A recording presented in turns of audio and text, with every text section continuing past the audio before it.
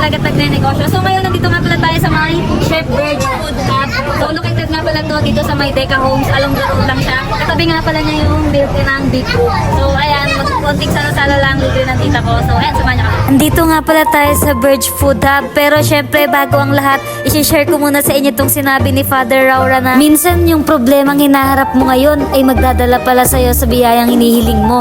Kaya wag na wag kang mawawalan ng pag-asa ha. Kaya nga nang sabi ni Father Raura, wag na wag tayo mawawalan ng pag-asa kahit pa puro sunod-sunod yung stress at problema na nararanasan mo. Ang importante, meron kang natututunan at nalalagpasan. Pa rin natin kalimutan na mag-enjoy sa buhay. Siya lang ang nakakaalam sa mga darating na bukas. Anyways guys, meron nga pala silang FB page. Ito nga pala yung Bird Food Hub. Located nga pala to dito sa may Deca Homes, Marilao, Bulacan. Along the way nga lang pala siya. Sa second floor din, katabi ng Big Brew. Pang hinihintay nga pala namin yung order muna si Kuya Noy ng fruit tea para sa mga bata. At syempre, nilibre tayo ni Kuya Noy ng milk tea at paborito nating matcha. Shoutout nga pala kila Kuya dyan sa Big Brew dahil nakasupport sila. Shoutout din kay Kuya Noy na nanlibre sa vlogger. Eme. So ayan pala guys yung menu nila. Tapos ito na yung order. Napakabilis lang nila gumawa. Medyo maulan nga rin pala sa mga oras na to. Maganda nga din pala yung view dyan guys sa second floor kasi nakikita niyo yung cross ng simbahan.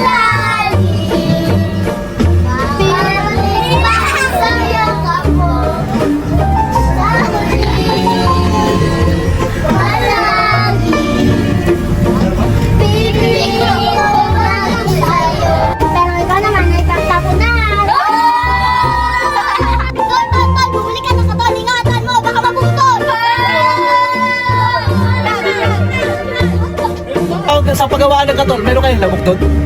Meron ba? Meron! Sino?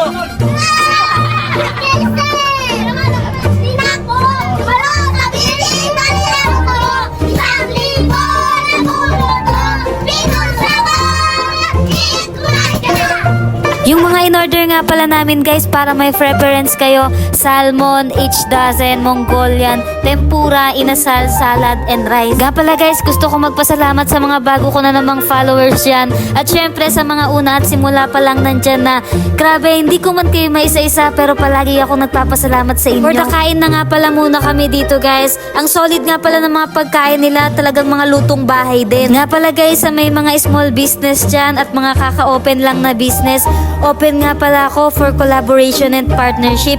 Mag-message lang kayo dito sa FB page ko, Angeline's Vlog. Tapos na nga pala kami kumain dito guys. At ito na nga pala yung bill namin. Hihingi na tayo ng pambayad. At ayan na nga pala yung pambayad. Ito yung view pala guys sa labas. Shoutout nga pala kay Sir sa owner neto dahil ang bait at asikaso niya talaga kami lahat. Kung tinatamad nga pala kayo magluto sa bahay nyo guys or gusto nyo magsalo-salo kasama yung pamilya nyo, nire-recommend ko nga pala tong Bird Food Hub located sa Deca Homes, Marilao, Bulacan. Lapit nga lang pala to sa amin guys.